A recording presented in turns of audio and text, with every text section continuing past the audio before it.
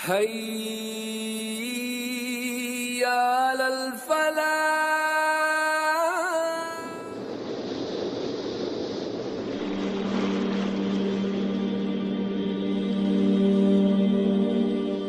ومصليا أما بعد. قال الله تبارك وتعالى في القرآن المجيد: أعوذ بالله من الشيطان الرجيم، بسم الله الرحمن الرحيم. ألف لام را، كتاب أنزلناه إليك لتخرج الناس من الظلمات إلى النور بإذن ربهم إلى صراط العزيز الحميد الله الذي له ما في السماوات وما في الأرض وويل للكافرين من عذاب شديد الذين يستحبون الحياة الدنيا على الآخرة ويصدون عن سبيل الله ويبغونها عوجا أولئك في ضلال بعيد. صدق اللہ العظیم. معزز ناظرین و ناظرات، سورہ ابراہیم کی ابتدائی آیات میں نے آپ کے سامنے تلاوت کی، اور آج کے اس کلاس میں ہمارا جو زیر درس رکوع ہوگا وہ سورہ ابراہیم کا پہلا رکوع ہوگا۔ اس رکوع کے اندر 6 آیات ہیں، اور یہ جو سورت ہے سورہ ابراہیم، یہ ایک مکی سورت ہے۔ بالاتفاق اکثر و بیشتر مفسرین کا ماننا ہے کہ یہ مکہ کے نصف آخر کے دور کی صورت ہے۔ جب ہم قرآن مجید کی کسی آیت کے بارے میں یا قرآن مجید کی کسی صورت کے بارے میں اس کے زمانہ نزول پر بحث کرتے ہیں تو یہ چیز ہمارے لیے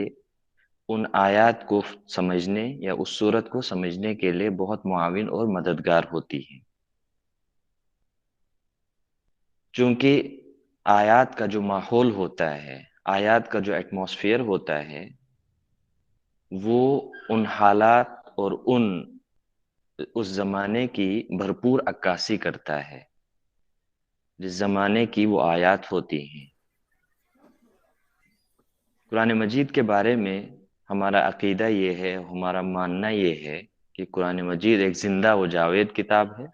جو رہتی دنیا تک کے انسانوں کے لیے ہدایت کا ذریعہ ہے۔ اس لیے آیات کو اس کے ماحول میں، اس کے ایٹماسفیئر میں سمجھنا بہت مفید اور سودمند ثابت ہوتا ہے۔ اللہ تبارک و تعالیٰ کا ارشاد ہے: الف لام را، کتاب انزلناہ الیک لتخرج الناس من الظلمات الی النور باذن ربہم الی صراط العزیز الحمید۔ الف لام را ایک ایسی کتاب ہے جسے ہم نے نازل کیا ہے الیک آپ کی طرف، لتخرج الناس تاکہ آپ لوگوں کو نکالیں، من الظلمات تاریکیوں سے، اندھیروں سے، الی النور روشنی کی طرف،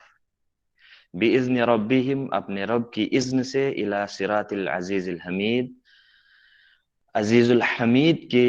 کے راستے کی طرف، اپنے رب جو تمہارا رب بھی ہے۔ یہ پہلی آیت ہے جس کا پہلا لفظ، یہ حروف مقطعات ہیں، وقتاً فوقتاً ان پہ بحث و مباحثہ بھی کیا گیا ہے۔ کتاب انزلناہ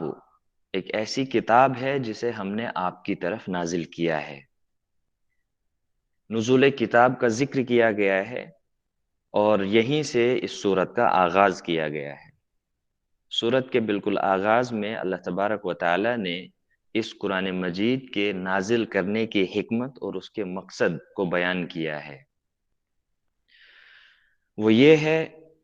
لِتُخْرِجَ النَّاسَ مِنَ الظُّلُمَاتِ إِلَى النُّورِ کہ دنیا میں بسنے والی جو انسانیت ہے، جو انسان ہیں، انہیں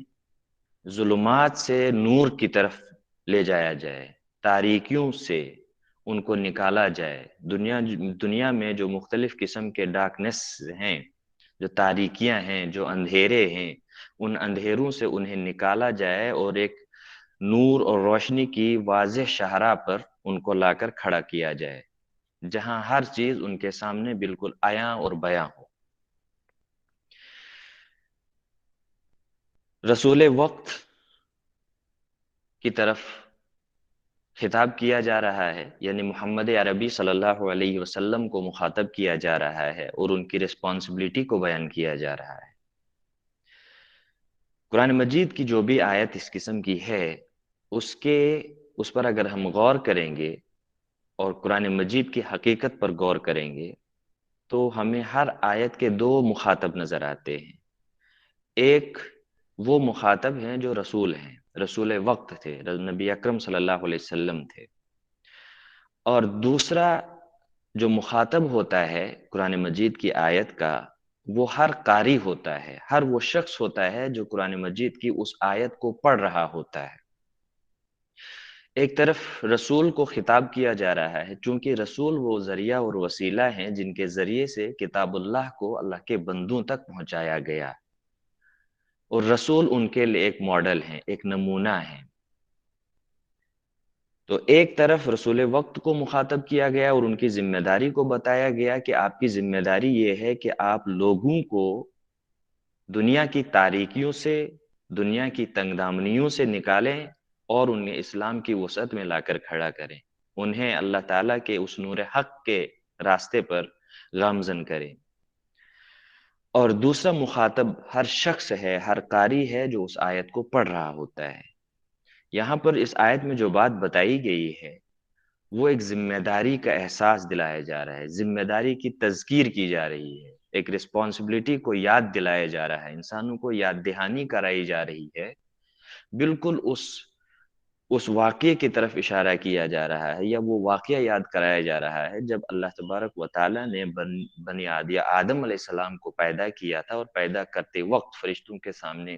جو بات کہی تھی، انی جاعل فی الارض خلیفہ، میں زمین میں ایک ایسی ہستی بنانے والا ہوں جس کا مقام اور مرتبہ خلافت کا ہوگا، جو ایک خلیفہ ہوگا، ایک ذمہ دار ہوگا۔ اور اس کے واضح ثبوت قرآن مجید کی دوسری آیات میں بھی ہمیں ملتے ہیں۔ اللہ تبارک و تعالیٰ کے ارشاد ہے وَجَعَلْنَاكُمْ أُمَّةً وَسَطًا لِتَكُونُوا شُهَدَاءَ عَلَى النَّاسِ وَيَكُونَ الرَّسُولُ عَلَيْكُمْ شَهِيدًا۔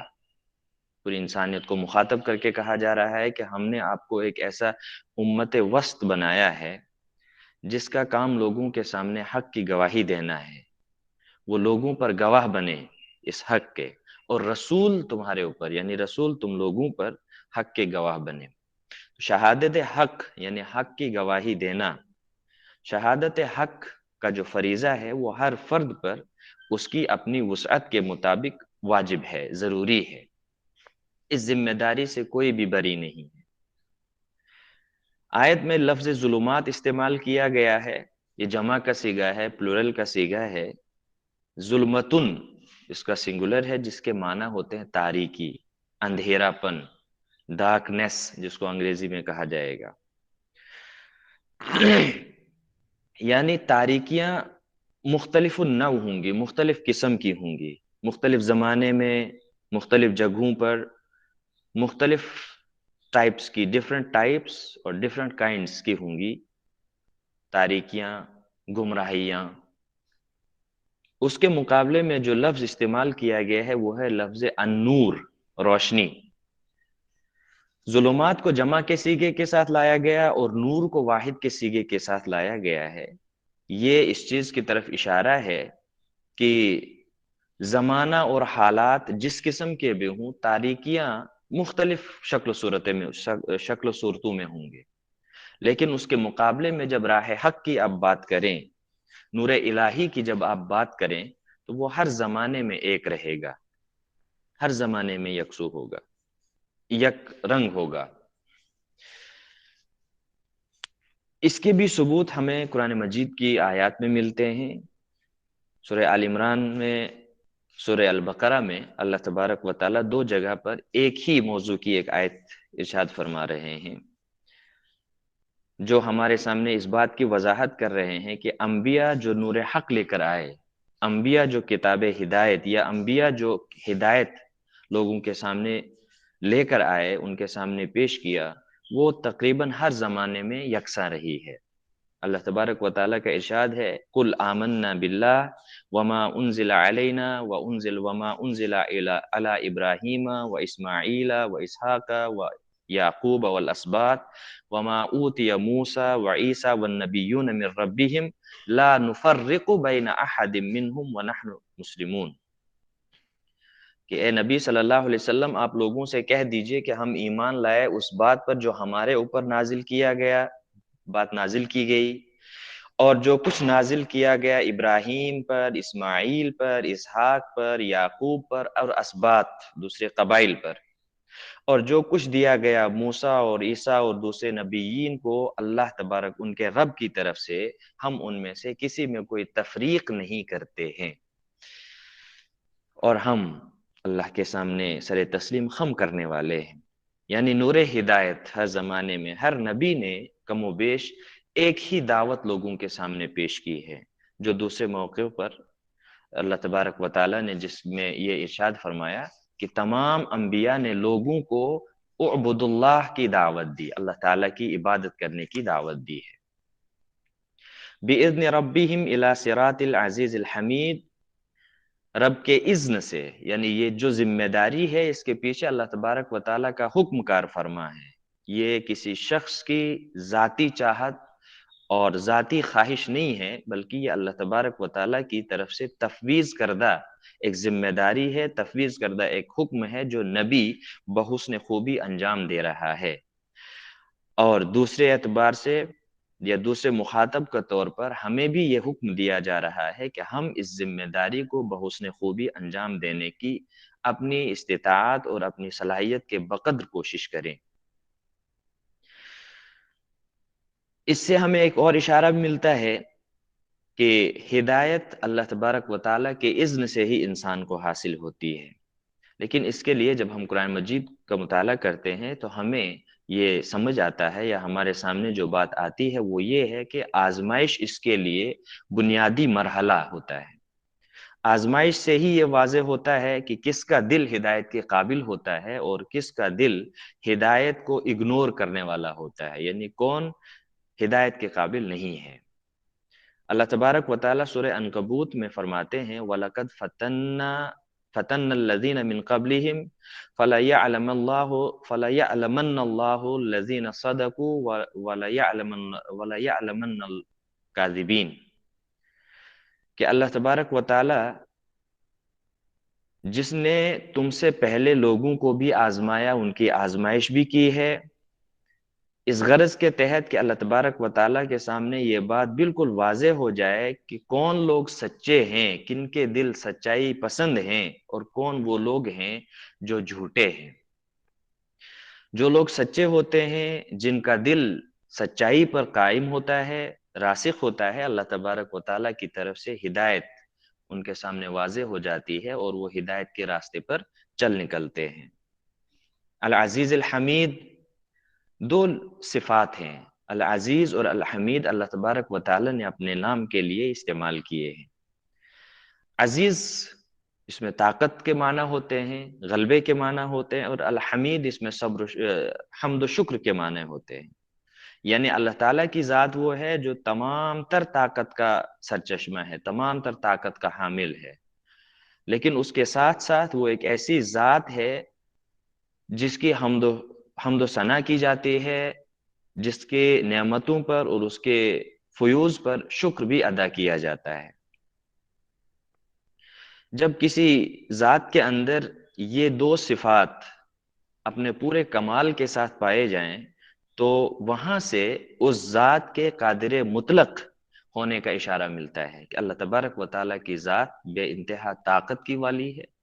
लेकिन वो सिर्फ अपने ताकत के बल पर ही फैसले नहीं करता है, बल्कि उसके जो फैसले होते हैं उन फैसलों पर सामने वाला जो शख्स होता है वो उसका शुक्र अदा करता है। यानी अल्लाह तबारक व तआला अपने ताकत की बुनियाद पर जो फैसले करता है वो सिर्फ अपनी ज़ात को नुमाया करने के लिए नहीं होते हैं, बल्कि जो सामने होते हैं, जिनके सामने वो अपनी ताकत का मुजाहिरा करते हैं, वो सामने वाले लोग अल्लाह तबारक व तआला के फैसलों पर हम्द शुक्र भी करते हैं।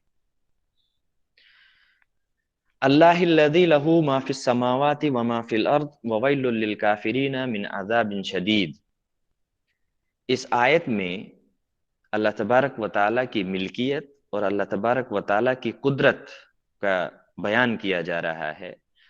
کہ اللہ تعالیٰ وہ ذات ہے جس کے لیے زمین اور آسمانوں کی ہر چیز کی ملکیت ہے، اسی کا حق ہے۔ ایک یہ بات بتائی جا رہی ہے، دوسری طرف اس میں یہ بھی اشارہ ملتا ہے کہ انسان کے سامنے شرک جیسی غلیظ چیز سے رکنے کا ایک حکم اور ایک اشارہ ملتا ہے، چونکہ اللہ تبارک و تعالی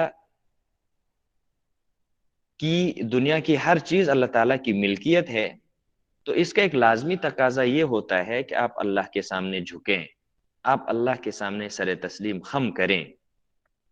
اور جو شخص اللہ تبارک و تعالی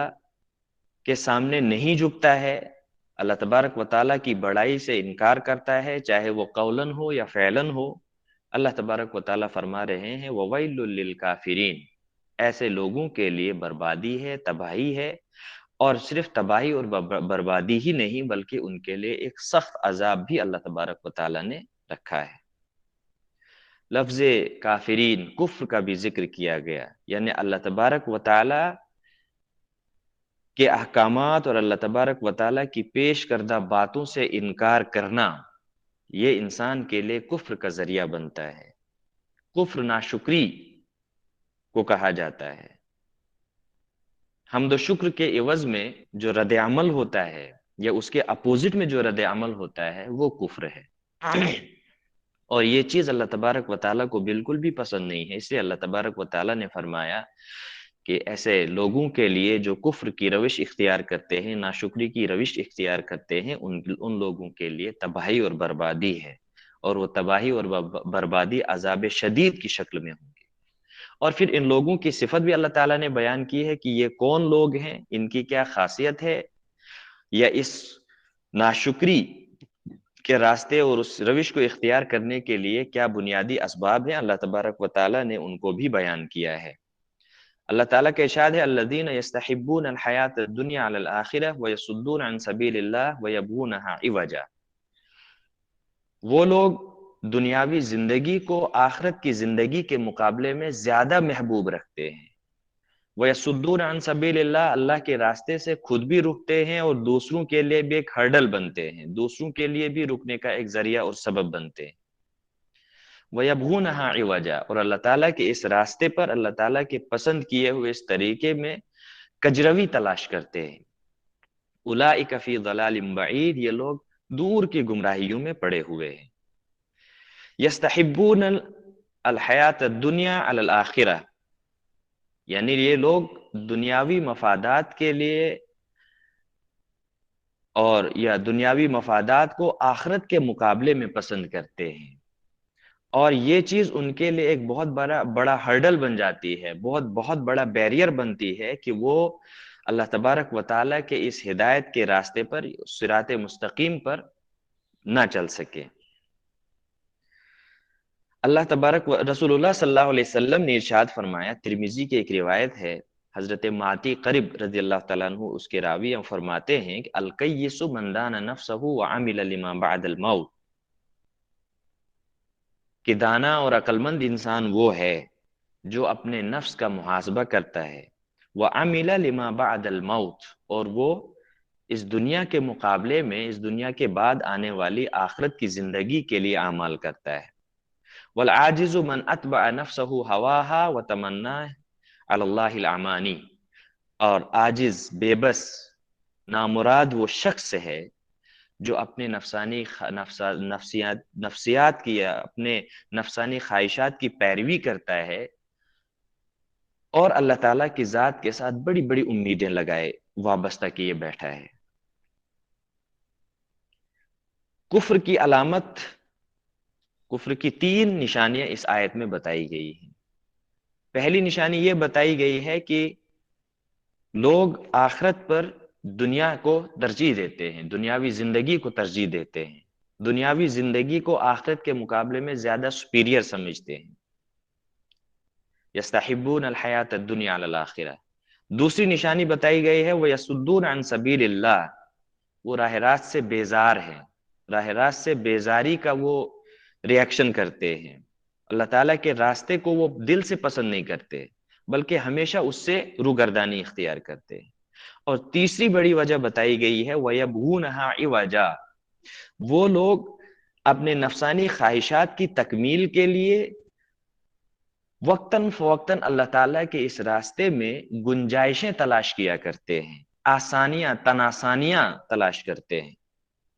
ایسے لوگوں کے بارے میں اللہ تبارک و تعالیٰ نے فرمایا ہے اولئک فی ضلال بعید، وہ لوگ جو آخرت پسند نہیں ہیں، وہ لوگ جو آخرت کو ترجیح نہیں دیتے ہیں، وہ لوگ جو راہ راست سے بیزاری کا اظہار کرتے ہیں، یا وہ لوگ جو کجروی کی تلاش کرتے ہیں، وہ لوگ دور کی گمراہیوں میں پڑے ہوئے ہیں۔ گمراہی بذات خود اللہ تعالیٰ کے راستے کے مقابلے میں ایک دوسرا راستہ ہے۔ اتنا کہہ دینا کافی تھا کہ وہ لوگ گمراہی میں پڑے ہوئے، لیکن اللہ تعالیٰ نے جو لفظ استعمال کیا وہ گمراہی کے ساتھ ساتھ ایک صفت بھی اس کے ساتھ استعمال کی ہے، وہ ہے دور کی گمراہی۔ دور کی گمراہی سے مراد گمراہی کے اندر ایک تاکید پیدا کرنا ہے کہ وہ لوگ اس قدر راہ راست سے دور ہو گئے ہیں، گمراہی میں وہ اتنا دور جا چکے ہیں کہ اب ان کے لیے پلٹنے کا کوئی موقع ان کے پاس نہیں ہے۔ گویا کہ یہ ان کی گمراہی کو سرٹیفائی کر دیا جا رہا ہے، کہ ایک سرٹیفکیٹ دیا جا رہا ہے ان کی گمراہی کے لیے کہ اب ان کے لیے راہ راست کی طرف واپس پلٹنے کا کوئی بھی موقع ان کے پاس نہیں ہے۔ اگلی آیت میں بتایا جا رہا ہے وَلَقَدْ أَرْسَلْنَا وَمَا أَرْسَلْنَا مِن رَّسُولٍ إِلَّا بِلِسَانِ قَوْمِهِ لِيُبَيِّنَ لَهُمْ فَيُضِلُّ اللَّهُ مَن يَشَاءُ وَيَهْدِي مَن يَشَاءُ وَهُوَ الْعَزِيزُ الْحَكِيمُ۔ اللہ تبارک و تعالیٰ فرماتے ہیں کہ ہم نے لوگوں کی ہدایت کے لیے جب کسی رسول کا انتخاب کیا تو ہم نے اس شخص کا انتخاب کیا جو انہی کی قوم میں سے تھا، اسی کی زبان میں تھا، یعنی اس قوم کی زبان میں تھا۔ رسول جب بھی کسی قوم کے پاس آئے وہ انہی کے کلچر میں سے اٹھے، وہ اسی سماج میں اٹھے جس سماج میں لوگ جی رہے ہیں، جو زبان لوگ بول رہے ہوتے ہیں اس زبان کے بولنے والے تھے۔ جب یہاں ذکر کیا گیا ہے بلسان قوم ہی، اس سے مراد زبان ایک تہذیب کی علامت ہوتی ہے۔ گویا کہ یہ بتایا جا رہا ہے کہ رسول ہمیشہ جب بھی کسی قوم میں مبعوث کیے گئے وہ ان کے کلچر کے آدمی تھے، تاکہ لوگوں کے سامنے تمام تر حجتیں مکمل ہو جائیں، لوگوں کو یہ کہنے کے لیے کوئی موقع باقی نہ رہے کہ یہ رسول ایک ایسا رسول ہے جو ہم میں سے نہیں ہے، جسے ہماری ضروریات کا اندازہ نہیں ہے، جسے ہماری زندگی کے بارے میں، ہمارے سماج کے بارے میں، ہمارے تہذیب و تمدن کے بارے میں کوئی علم نہیں ہے۔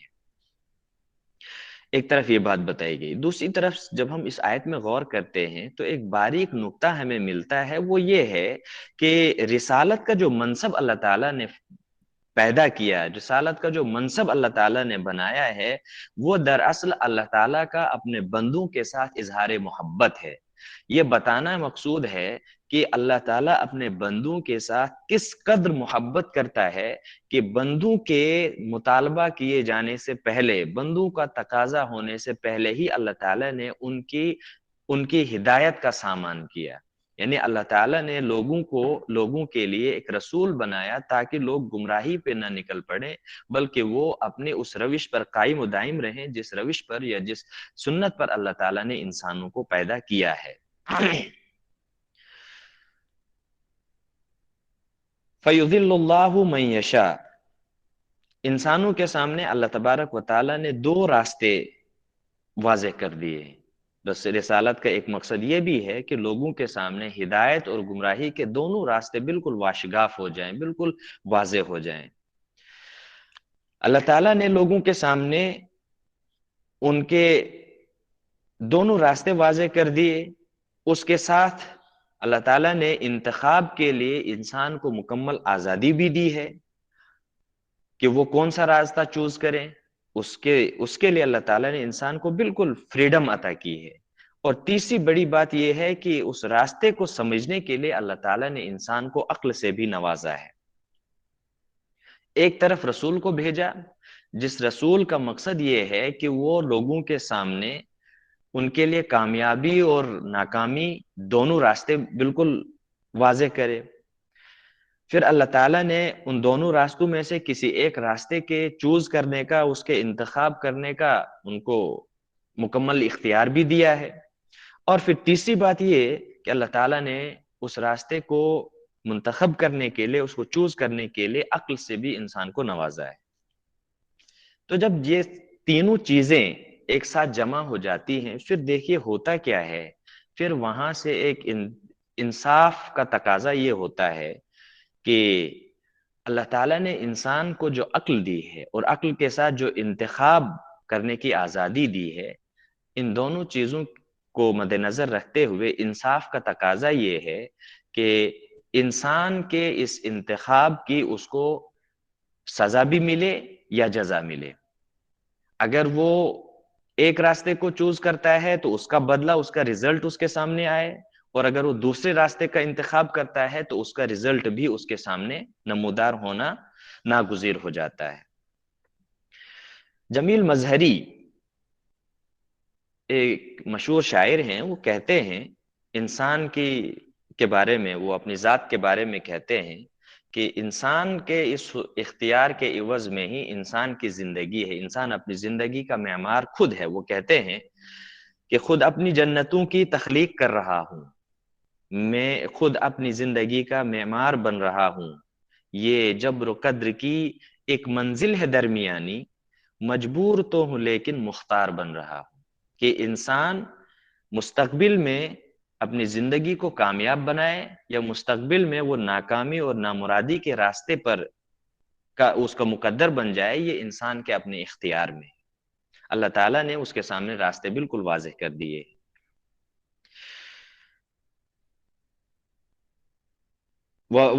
اس کے بعد اگلی آیت میں بتایا گیا وَمَا أَرْسَلْنَا مِن رَّسُولٍ إِلَّا بِلِسَانِ قَوْمِهِ، اس آیت کے بالکل اخیر پہ بتایا گیا ہے فَيُضِلُّ اللَّهُ مَن يَشَاءُ وَيَهْدِي مَن يَشَاءُ، یعنی کہ راہ راست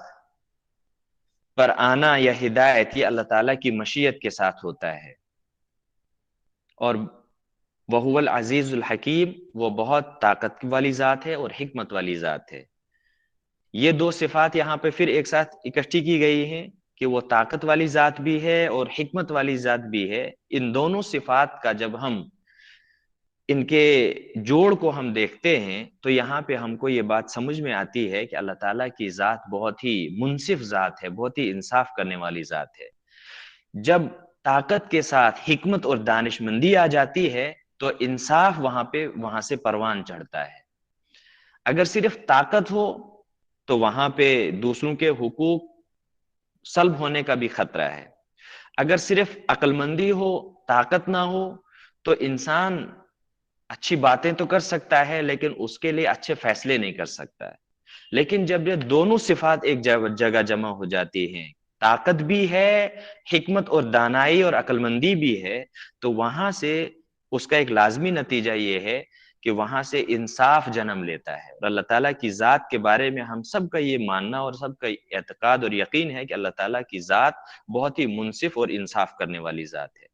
وَلَقَدْ أَرْسَلْنَا مُوسَىٰ بِآيَاتِنَا، اگلی آیات میں حضرت موسیٰ علیہ السلام کی سرگزشت کی طرف اشارہ کیا گیا ہے، اور حضرت موسیٰ علیہ السلام کا واقعہ پچھلی صورتوں میں بھی ہم نے بہت سن لیا ہے۔ اللہ تعالیٰ فرماتے ہیں کہ ہم نے موسیٰ علیہ السلام کو اپنی آیات، اپنی نشانیاں لے کر بھیجا ہے، اور ان کو یہ حکم دیا ہے کہ وہ اپنی قوم کو ظلمات سے روشنی کی طرف لائیں۔ کلام کے آغاز میں بھی یہی بات بتائی گئی کہ کتاب کے نازل کرنے کا مقصد یہ ہے کہ لوگوں کو ظلمات سے نکالا جائے، بچایا جائے تاریکیوں سے۔ اور یہاں پر موسیٰ علیہ السلام کو بھی یہ حکم دیا گیا کہ آپ اپنی قوم کو ان تاریکیوں سے، ان اندھیروں سے نکال کر ان کے سامنے روشنی اور روشنی کا راستہ، ہدایت کا راستہ واضح کریں۔ اور ایک تاریخی حوالہ بھی دیا گیا، ان کو بتایا گیا کہ ایک تاریخی حوالہ بھی ان کے سامنے پیش کیجئے وَذَكِّرْهُمْ بِأَيَّامِ اللَّهِ، ایام اللہ کا بھی ذکر ان کے سامنے کیجئے، ایام اللہ بھی ان کے سامنے ان کی یاد دہانی کیجئے۔ ایام اللہ سے خاص وہ ایام، تاریخی ایام مراد ہوتے ہیں۔ جب قرآن مجید ایام اللہ کی بات کرتا ہے تو اس سے مراد وہ دن ہوتے ہیں جس دن اللہ تعالیٰ نے کسی قوم کو اس کے ظلم اور اس کے ناشکری کے عوض میں تباہ اور برباد کیا تھا، عذاب جب اس قوم پر آیا تھا۔ موسیٰ علیہ السلام کو بتایا گیا ہے کہ آپ ان لوگوں کے سامنے ان سابقہ اقوام کی طرف اشارہ کیا جا رہا ہے کہ سابقہ ایام کا بھی ذکر کیجئے جب ان کو اللہ تعالیٰ نے اپنے عذاب میں گرفتار کیا تھا۔ ان فی ذالک لآیات لکل صبار شکور، بے شک ان آیات میں، ان نشانیوں میں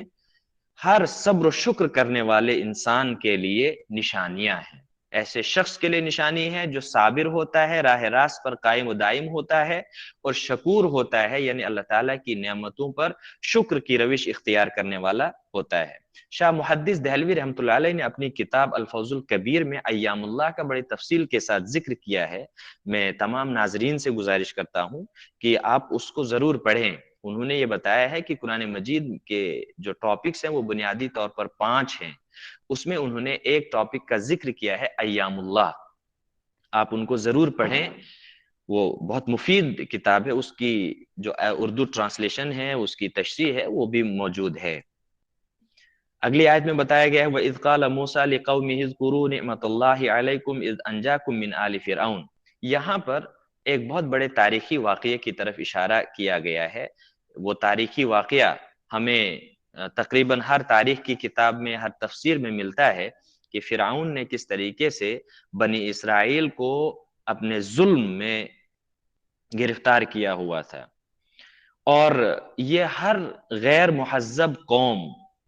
جس کا کوئی مورل ایتھکس نہ ہو، وہ قوم جب کسی دوسرے قوم پر غالب ہوتی ہے، ہم دیکھتے ہیں سابقہ اقوام میں بھی یہ باتیں یہ واقعات گزرے ہیں، اور آج کی موجودہ دنیا میں بھی جب کسی خطے ارضی میں، کسی دنیا کے کسی کونے میں جب ایک قوم کسی دوسرے غالب جو پہلے قوم تھی اس پر جب دوسری قوم غالب ہو جاتی ہے، تو وہ وہاں اس قوم کے نشانات کو مٹانا چاہتی ہے۔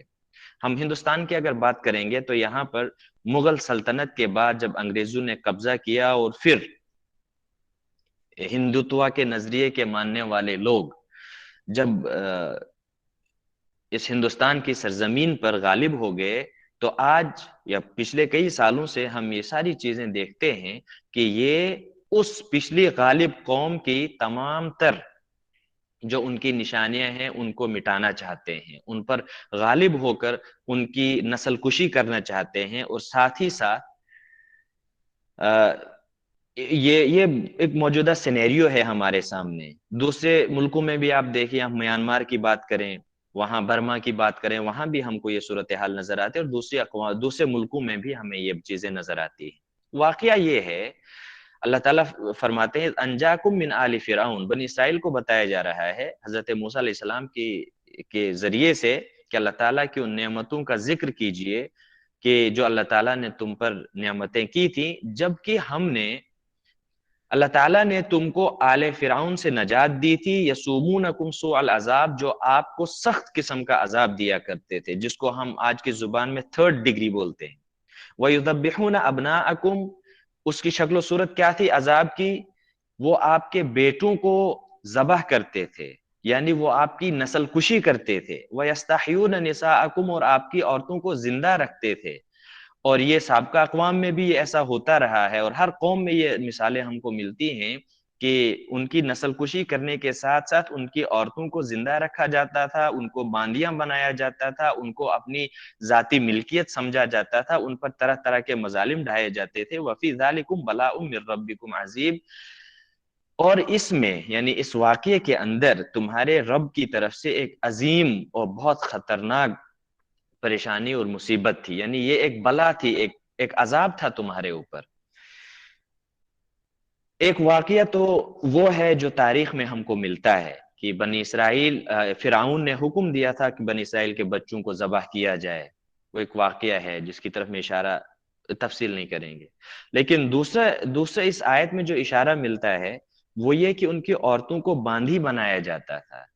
ان کو بندھی بنا کر ان سے مختلف کام لیے جاتے تھے۔ اس کا ایک اشارہ ہمیں سورہ القصص میں بھی ملتا ہے، جب اللہ تعالیٰ فرماتے ہیں ان فرعون علا فی الارض، کہ فرعون نے زمین میں سرکشی اختیار کی ہے، وجعل اہلہا شیعا، اور زمین میں بسنے والے لوگوں کو اس نے تقسیم کر رکھا تھا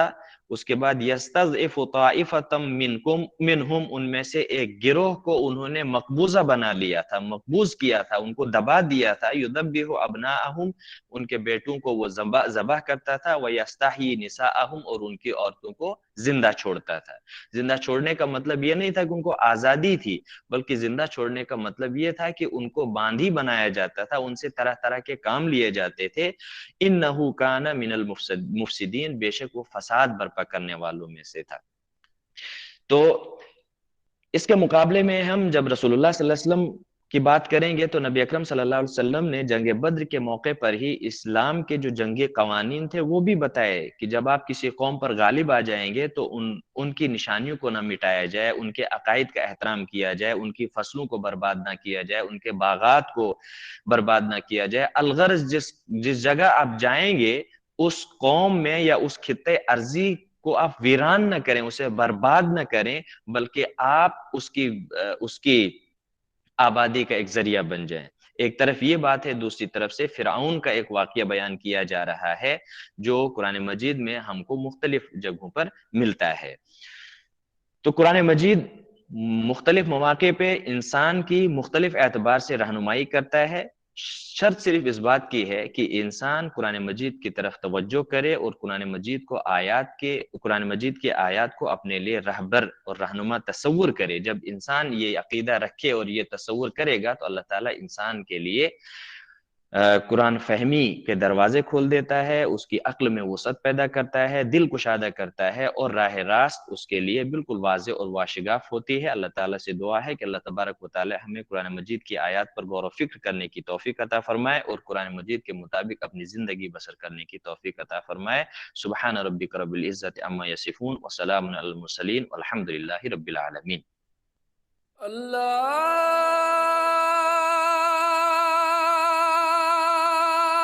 اکبر، اللہ